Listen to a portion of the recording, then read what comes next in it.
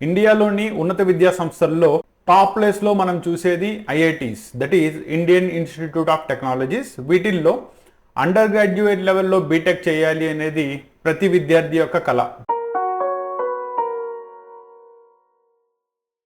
Class 11 లేదా ఇంటర్మీడియట్లో join అవుతూనే దీనికంటూ ప్రిపరేషన్ని స్టార్ట్ చేస్తారు. ఇప్పుడైతే చాలా విద్యా సంస్థలు 8వ తరగతి 9వ తరగతి నుంచే ఐఐటి యొక్క ఫౌండేషన్ కోర్సెస్ని స్టార్ట్ చేసినాయి.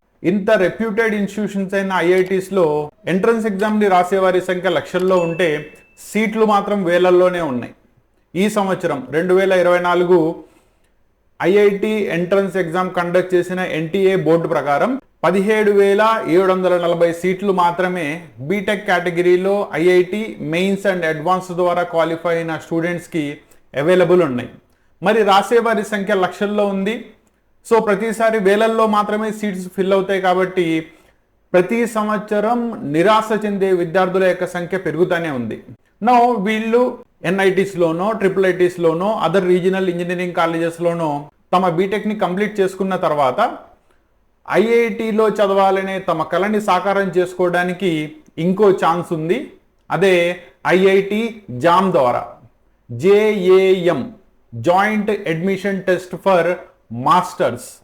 అదే ఐఐటిల్లో మాస్టర్స్ చేయడానికి, ఎంఎస్సి చేయడానికి లేదా ఇంటిగ్రేటెడ్ పిహెచ్డి చేయడానికి ఐఐటీస్ ఇంకో అవకాశాన్ని అయితే ఇస్తున్నాయి. నా డిగ్రీ 3 సంవత్సరాలు maths, physics, chemistry, statistics, biochemistry చదివిన విద్యార్థులు లేదా బీటెక్ కోర్స్ చేసిన విద్యార్థులు జామ్ ఎగ్జామ్ ద్వారా ఇంకోసారి ఐఐటీస్లో మాస్టర్స్ చేయడానికి ప్రవేశించే ఛాన్స్ ఉంది. కాబట్టి జేఈఈ లెవెల్లో మీరు ఐఐటిలో అడ్మిషన్ దొరకనంత మాత్రాన నిరుత్సాహపడాల్సిన అవసరం కానీ, జీవితంలో ఐఐటిలో చదవలేను అని కుంగిపోవాల్సిన అవసరం కానీ లేదు. కాబట్టి మీకు ఐఐటిలో మాస్టర్స్ చేయడానికి ఇంకోసారి ప్రవేశ పరీక్ష ఇచ్చే ఛాన్స్ ఉంటుంది. దాన్నే జామ్ అంటారు. ఈ సంవత్సరం జామ్ నోటిఫికేషన్ అయితే రిలీజ్ అయింది. ఓవరాల్గా జామ్ ఎగ్జామ్ ఎలా ఉంటుంది, ఏ కోర్సెస్ తీసుకున్న వాళ్ళు దీనికి అర్హులు, విద్యార్హత ఏముండాలి, ఎగ్జామ్ పద్ధతి ఎలా ఉంటుంది, ఇదంతా కూడా ఒకసారి చూద్దాం. జామ్ అంటే joint admission test for masters. దీంట్లో ఓవరాల్గా 7 కోర్సెస్కి గాను మీకు ఎంట్రన్స్ ఎగ్జామ్ కండక్ట్ చేయడం జరుగుతుంది. వాటిల్లో మ్యాథ్స్, ఫిజిక్స్, కెమిస్ట్రీతో పాటు జియాలజీ, ఎకనామిక్స్, బయోటెక్నాలజీ, దాంతోపాటు మ్యాథమెటికల్ స్టాటిస్టిక్స్లో కూడా మీరు మాస్టర్స్ చేయడానికి దీనికి అర్హత పరీక్షను రాయాల్సి వస్తుంది. దీనికి ఎలిజిబిలిటీని కనుక తీసుకున్నట్టయితే మీరు బీటెక్ లెవెల్లో, అండర్ గ్రాడ్యుయేట్ లెవెల్లో బీటెక్ చేసినా లేదా డిగ్రీ చేసినా మినిమం 55%తో లేదా సిజిపిఏ కనుక తీసుకున్నట్టయితే 5.5 సిజిపిఏతో మీరు ఉత్తీర్ణత కనుక సాధిస్తే ఈ ఎగ్జామ్ రాయడానికి మీకు ఎలిజిబిలిటీ వస్తుంది. నో ఎగ్జామ్ పద్ధతిని కనుక చూసుకున్నట్టయితే మొత్తంగా మీకు 100 మార్కులకు గాను 3 గంటల ఎగ్జామ్ ఉంటుంది. ఆన్లైన్ పద్ధతిలోనే ఎగ్జామ్ కండక్ట్ చేయడం జరుగుతుంది. అండ్ ఎగ్జామ్ ప్యాటర్న్ని కనుక తీసుకున్నట్టయితే దీనిలో ఓవరాల్గా 3 సెక్షన్స్లో మీకు ఎగ్జామ్ కండక్ట్ చేయడం జరుగుతుంది. Section A, section B, section C. Section ఏలో మీకు 30 MCQ, that is multiple choice based questions ఉంటాయి. దీంట్లో మొదటి 10 క్వశ్చన్స్కి 1 మార్క్, తర్వాత 20 క్వశ్చన్స్కి 2 మార్క్స్ ఉంటాయి. అంటే మొదటి 10 క్వశ్చన్స్కి 1 మార్క్ 10 మార్కులు ప్లస్ రిమైనింగ్ 20 క్వశ్చన్స్కి ఒక్కొక్క దానికి మీకు 2 మార్క్స్ ఇవ్వడం జరుగుతుంది. కాబట్టి ఓవరాల్గా 10 + 40 50 మార్కులకు గాను సెక్షన్ ఏ ఉంటుంది.